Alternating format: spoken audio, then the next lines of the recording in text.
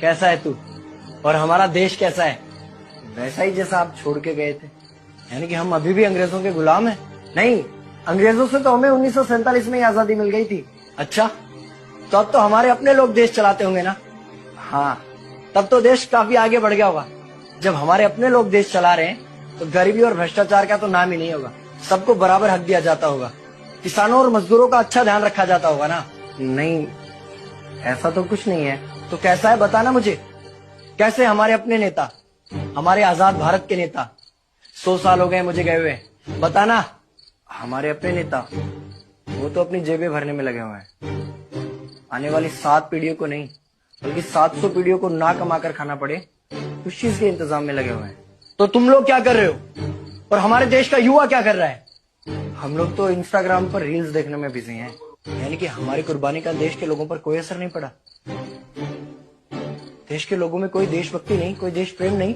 नहीं, ऐसा नहीं है। आपके लिए और देश के लिए बहुत प्रेम है भारत के लोगों के दिलों में। हर 15 अगस्त और 26 जनवरी को तिरंगा फहराते हैं, पूरे जोश के साथ भारत माता की जय बोलते हैं और आपकी डीपी भी लगाते हैं। और भारत और पाकिस्तान के क्रिकेट मैच के दौरान तो हमारी देशभक्ति पीक पर होती है। तुम इसे देशभक्ति समझते हो?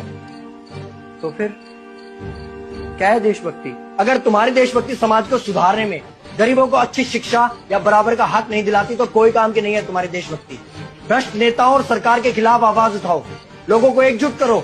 लेकिन अगर हमने सरकार के खिलाफ आवाज उठाई या नेताओं से सवाल पूछे तो हमें एंटी नेशनलिस्ट कहा जाएगा या हमें गद्दार करार दे दिया जाएगा।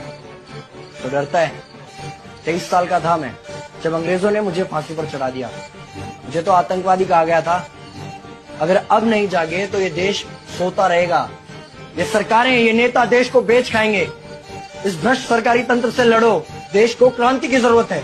क्रांति यानी कि हमें हथियार उठाने होंगे, बंदूकें उठानी होंगी जैसे आपने उठाई थी। नहीं, हमारी क्रांति विचारों की थी। जब अंग्रेजी हुकूमत ने हमारी आवाज नहीं सुनी तो हमने और जोर से आवाज लगाई और अपने विचार रखे।